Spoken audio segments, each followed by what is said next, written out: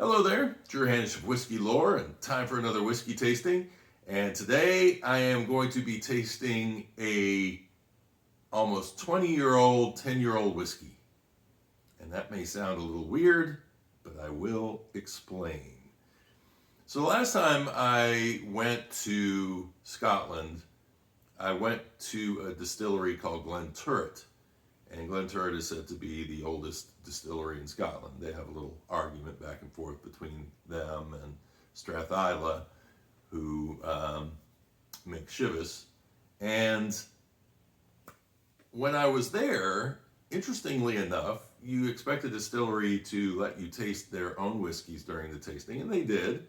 But they also let me taste a 15-year-old Benromach, which I fell in love with because it had a smoke and it had a sherry influence, and I really enjoyed that blend together of those two influences. So when I got back to the United States, I couldn't find it anywhere, and I hunted, but nowhere could I find it.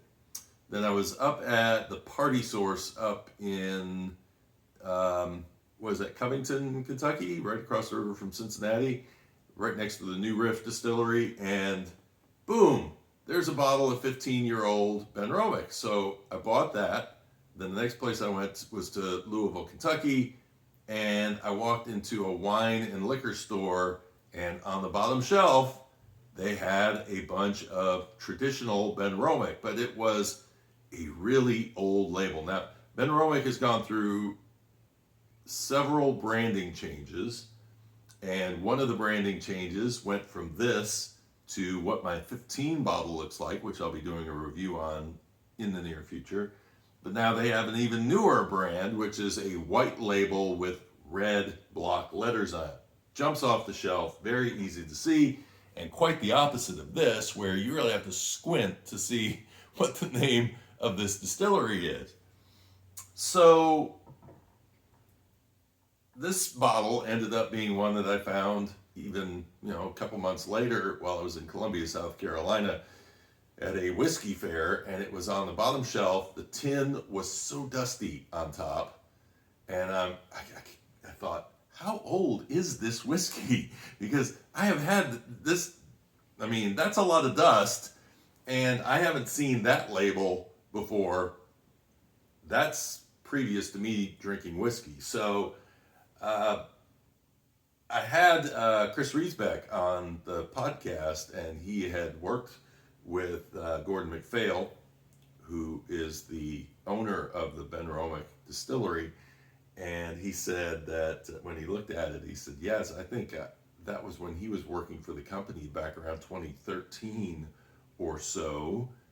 So that's why I say this is a 10-year-old whiskey, but the liquid inside was probably distilled 20 years ago. Now, of course, from an aging standpoint, that doesn't really matter. It's not like wine. It doesn't age in the bottle over time. It is going to be a 10-year-old whiskey. Now, I've opened it. It's been open for a little while. And, 15 when I came back was like, I was obsessed. I wanted to find that bottle. Where do I find it? And then when I started finding younger versions, I thought, let me get these. Well, ends up that I started liking the younger versions more than I like the 15 because the peat is strong in this. This is a peated whiskey. It's a Highland Speyside peated whiskey, and it also has that sherry influence. Now, if you've not heard of Benromach before, that's not a surprise because, again, they're distributed by Gordon MacPhail, so it's not going to have a wide distribution in the United States. And in fact, I don't know that I've seen new bottles of it since I've been back here. I've only found these old bottles that somehow made their way across the Atlantic. And part of the reason why they probably aren't here is because this is a small distillery.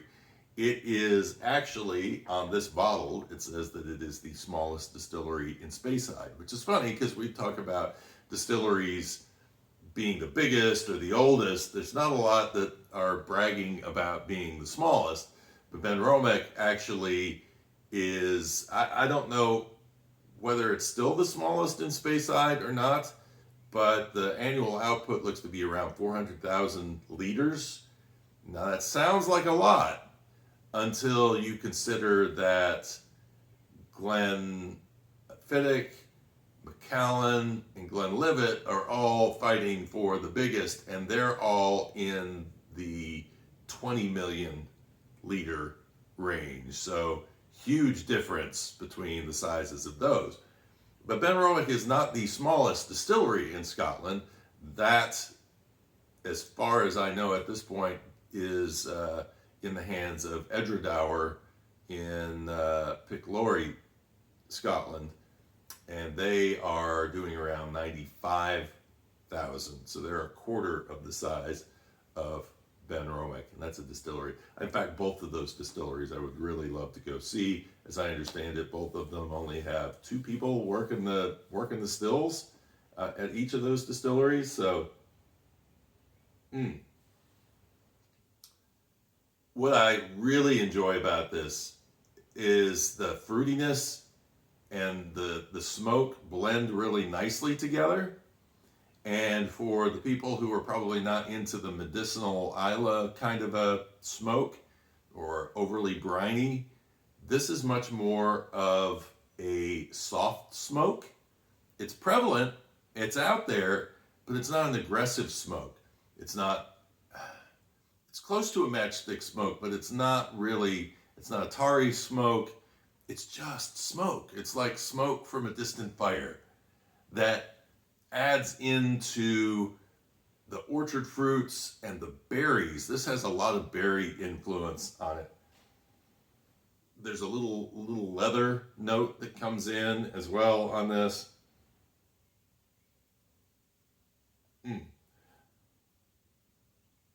And it doesn't state what types of sherry barrels it's using. I'm going to say it's using Oloroso because I kind of pick up a little bit of a plum scent in this as well. But it's interesting that it has that little bit of a Speyside character in terms of the orchard fruit, the apple, the pear, and then it comes in also with that berry note, which is a bit unique, and then it comes in for that plum and that sherry bomb that we sometimes come to expect out of a Speyside.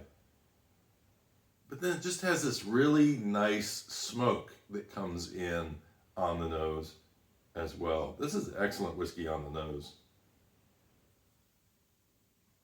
Cheers.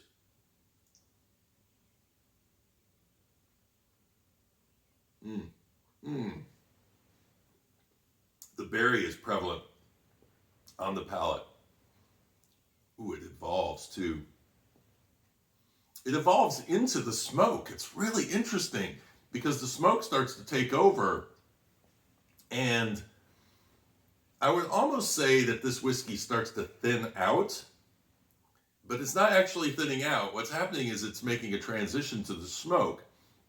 And so it's playing a little trick on my mind as it's evolving on my palate. Flavor is there. The flavor stays, the berry stays there throughout the entire thing. The smoke lingers nicely on the palate.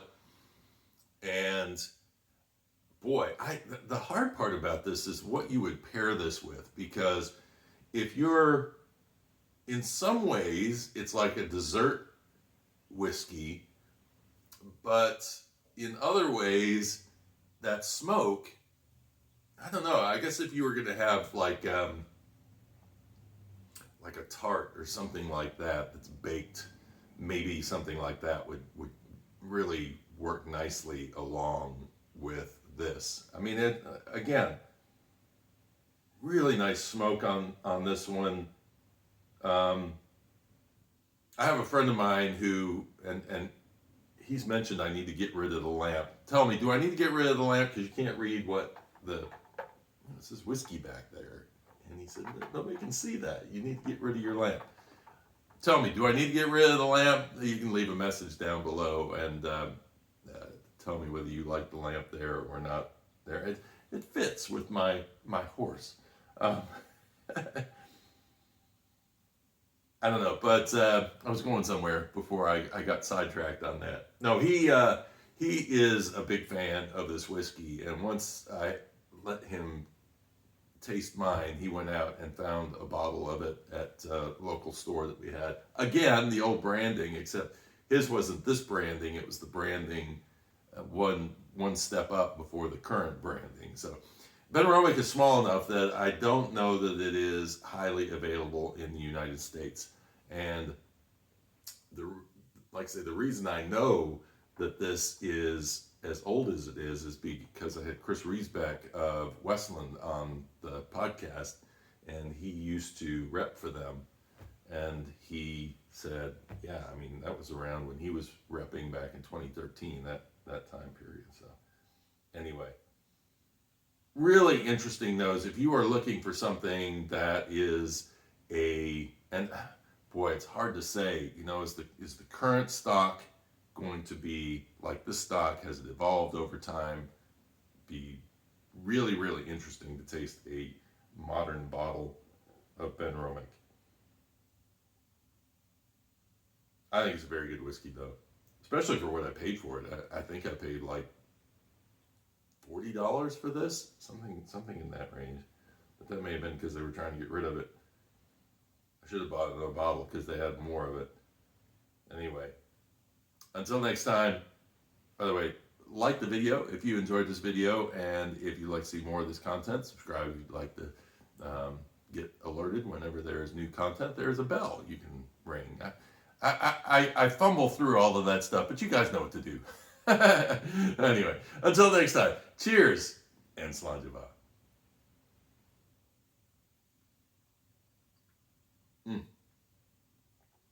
Berries. Really, really nice. A little medicinal, not medicinal, a little minerally note there too.